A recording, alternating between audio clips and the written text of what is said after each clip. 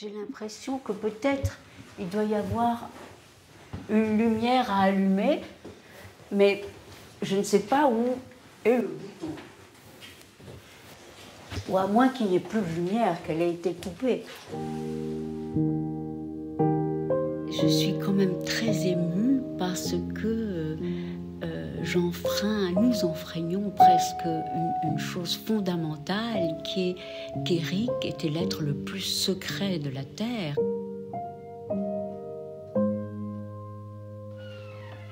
Ça, c'est très, très indiscret, mais c'est merveilleux parce que là, alors c'est la source de tout ce qui sera la fantasmagorie romérienne. Il y a tout Victor Hugo, Kipling, Daudet. Il était en train de rechercher l'héroïne du premier roman français écrit par donc Chrétien de Troyes, Perceval le Gallois, et il cherchait une jeune fille aux yeux bien fendus, aux cheveux blonds, et qui sut chanter. Et donc, voilà, et puis il me dit, mais où êtes-vous il faudrait peut-être qu'on se rencontre. Et, oh, c'est fini celle-là, je joue. Ouais. Il faudrait peut-être qu'on se rencontre. Que faites-vous? Je dis, mais je ne peux pas parce que j'étais dans mon bain et j'ai les cheveux tout mouillés. Et alors il me dit, oh ben venez avec les cheveux mouillés. Donc la première fois qu'on s'est rencontrés, c'était avenue Pierre Ier de Serbie, dans son bureau, et j'avais les cheveux mouillés. C'est drôle, je me souviens de ça. Mais pour lui, les cheveux mouillés, c'était important que je vienne comme ça, d'emblée. Alors là, avec des carreaux anciens et tout, cette petite cuisine. Ah, voilà. Ce n'est pas du tout hétérogène à l'univers romérien. Là, je vois un frigidaire, mais il a été très heureux à Paris parce qu'il a été 15 ans sans frigidaire. Et comme ça lui a fait observer comment les aliments se conservaient, quelle était la température à laquelle une poire, par exemple, allait s'altérer, ou les fromages. Il était quelqu'un qui était plutôt dans la position d'observateur pour voir si ces modèles étaient séductrices, séduisantes, ou si elles ne l'étaient pas. On était toujours plutôt comme des spécimens à observer. Ah. Alors ici, il y a une première chambre.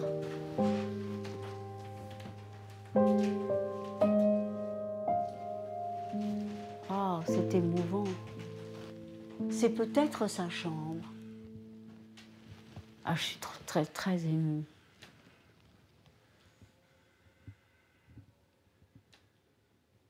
Je crois que j'étais celle qui a écrit le dernier des mots. Je suis allée au milieu de la nuit à l'hôpital, à la Chaise-Dieu, et puis aux soins palliatifs. Et donc j'ai traversé dans la nuit. Heureusement, le gardien m'a laissé passer. Et puis en entrant dans le pavillon, c'est un peu le pavillon des mourants, et il y avait 7 lits. Ah, il a sursauté comme ça, mais il était très heureux. Et il m'a fait signe et il m'a montré une sorte de cahier. Et il ne pouvait plus parler, il avait un tube. Je lui dis, mais Éric, tu ne peux pas rester ici, c'est pas un endroit du tout pour toi. Tu vas juste reprendre des forces et tu vas sortir d'ici. Et il m'a écrit, oui, des forces que j'ai. C'est une petite maison qui a l'air très accueillante. Et il y a une sorte de tracteur qui arrive avec une cheminée qui fume. Ça doit être un très vieux dessin. Et il y a un ciel bleu, mais il est tout à fait en haut de la page. Et un soleil sur le coin. Ben, c'était quand même un être qui, sur des cahiers d'écolier, écrivait toute son œuvre. Ça m'influence. Je vois quelqu'un qui a commencé à être actrice avec, à travers le regard de Rohmer. C'est le premier cinéaste qui m'a vu.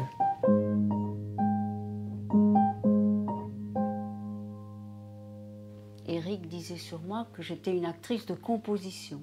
C'est-à-dire qu'on dit toujours « Ah, mais les actrices de Rohmer ne jouent pas, il suffit d'être elles-mêmes, et voilà ». Ce qui est faux. Moi, j'ai toujours eu des personnages qui, certes, avaient une syntaxe, mais par exemple, Pauline à la plage avait été écrit pour Brigitte Bardot.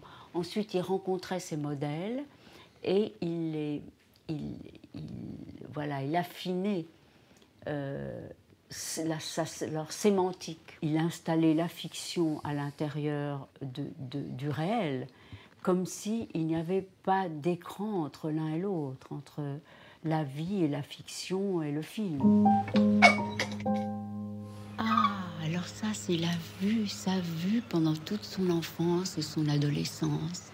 C'est ça, c'est le monde qu'il regardait quand il ouvrait les volets. Il cadrait le paysage. Ah, il y a une sorte de porte secrète et d'escalier dérobé. Oh! Mais alors là, ce qui est incroyable, c'est que là, il y a tout de même Perceval le Gallois avant la lettre. Ça, vraiment, c'est Perceval le Gallois. Parce qu'on ne savait pas si on ferait le film, il fallait d'abord apprendre tout comme une chanson de gestes, et puis apprendre ce qu'était l'art médiéval, ce qu'était la chevalerie, ce qu'était la littérature. Une thèse. Moi, je l'accompagnais d'ailleurs à la Bibliothèque nationale, consulter les miniatures, les enluminures. Mais les tournages d'Éric étaient très très difficiles parce qu'il n'y avait pas de préparation en soi. La préparation, c'est ces longues conversations où on parlait de Matisse, du cubisme, de la science de l'harmonie, d'astronomie, on parlait de mille choses. Et c'était ça la préparation au film. C'était un immense manipulateur d'âme. Il savait exactement, mais il voulait toujours être ébloui par la spontanéité, ce qui allait se faire, la vie, quoi. 4 petits chats naquirent un dimanche de printemps dans le grenier de la ferme des Tilleuls. Ils avaient pour maman une belle chatte appelée Mistigris. Les chatons firent leurs premiers pas sous la surveillance attentive de leur mère. Quand ils furent en âge de se promener, Mistigris les descendit dans la cour, car elle était fière de montrer ses petits aux habitants de la ferme. Maintenant, la famille Mistigris vit dans le bonheur et la tranquillité.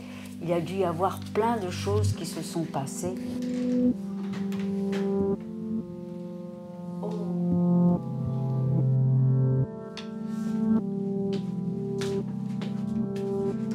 Et là, c'est en effet Perceval, oui, tout à fait.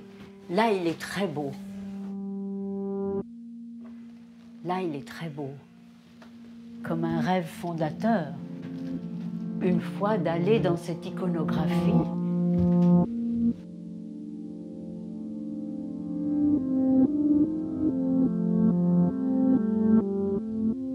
C'est comme une série de petits cabinets particuliers. Ah, ah, c'est gracieux. C'est finalement très Ibsen, c'est très maison de poupée. Hein. Très maison de poupée.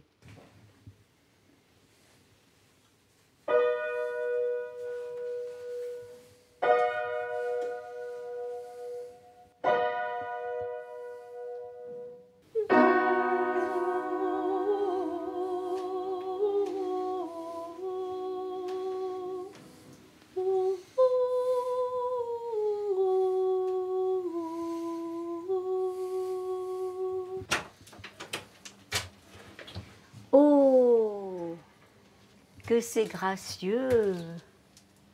Un jardin!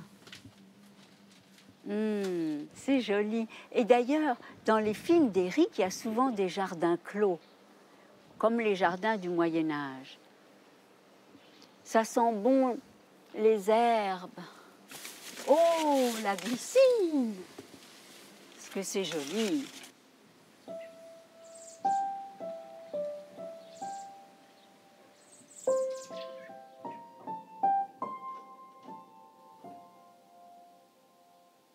De merveilleuses actrices comme Isabelle Huppert ou Isabelle Adjani rêvaient de tourner avec Éric. Mais lui, ce qu'il aimait, c'était de découvrir. Et d'ailleurs, il méprisait un tout petit peu Jean-Luc Godard, parce qu'ils étaient quand même amis et ils ont fait leur premier film ensemble, Suzanne et son steak, c'est Jean-Luc Godard et Éric Rohmer, et il trouvait que Godard s'était compromis à prendre des vedettes pour monter ses films.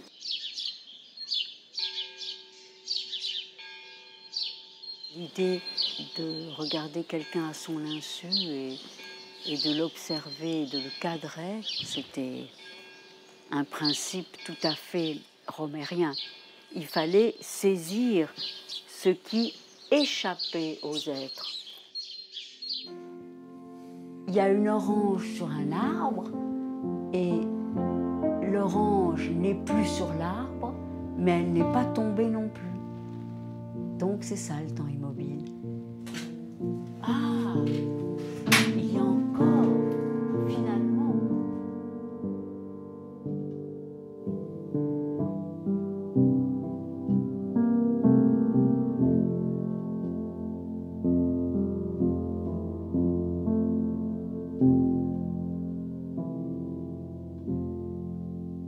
Éric me disait, tu ne devrais pas faire ça, ce n'est vraiment pas ce que tu devrais faire. C'est mauvais pour ta voix, c'est mauvais pour tout. Il avait aussi une idée de nous protéger, nous, ces petits modèles, que l'on ne rate pas notre vie, quoi. Les vies peuvent être ratées si vite. Il avait un souci très grand, aussi bien Marie Rivière que Rosette, que moi, il nous voulait du bien. C'est un être foncièrement bon. On nous a très vite appelés les Romériennes.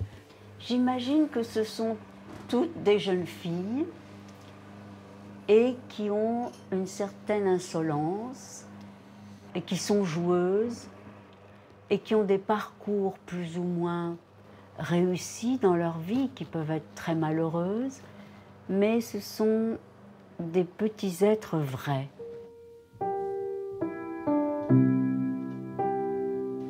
Je pense que les Romériennes étaient aussi des jeunes filles gracieuses, qui avaient de la grâce différemment, chacune différemment.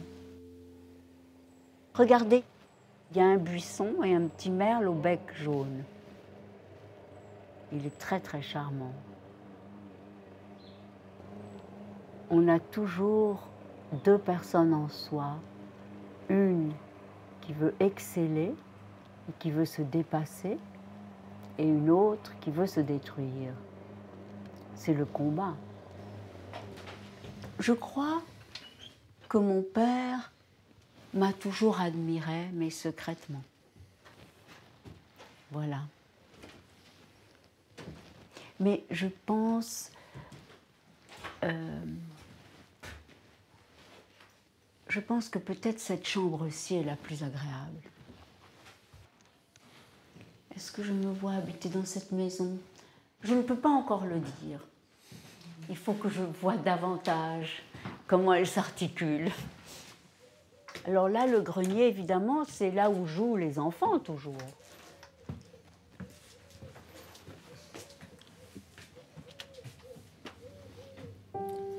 Il y a encore un grenier au-dessus.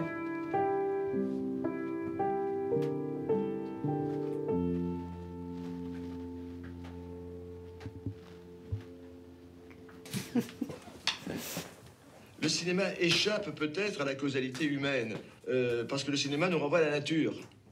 L'homme n'est pas absolument le maître de sa matière. Sa matière va dans une certaine direction, et ce qu'il faut, c'est qu'il se laisse porter dans cette direction. Il est peut-être comme un marin sur une mer agitée, et dans laquelle il ne peut pas aller vraiment dans le sens qu'il veut. Il est obligé de voguer au gré des vents favorables. Alors, donc, le cinéma est un art plus aléatoire encore que les autres.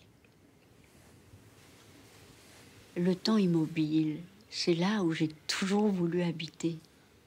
Et cette image, ces deux petits garçons, comme c'est étrange, ces petits visages, et ce devenir d'immenses cinéastes. Et alors, il est 9h30. Voilà l'heure de cette maison, 9h30.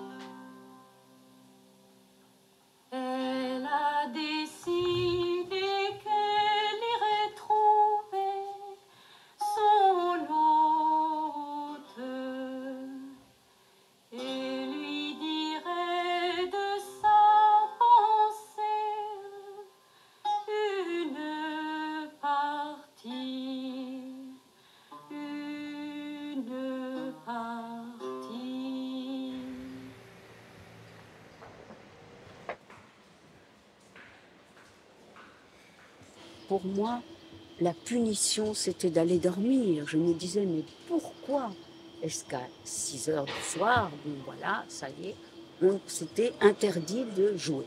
Il fallait s'arrêter de jouer, voilà. Et je me disais, mais quelle horreur, mais pourquoi? Et donc, c'est quelque chose contre lequel je me suis insurgée toute mon enfance. La punition de devoir arrêter de jouer. Jamais arrêter de jouer. Et ça, c'est... Et c'est ce qu'Éric disait si joliment, qu'il aimait les créatures enjouées.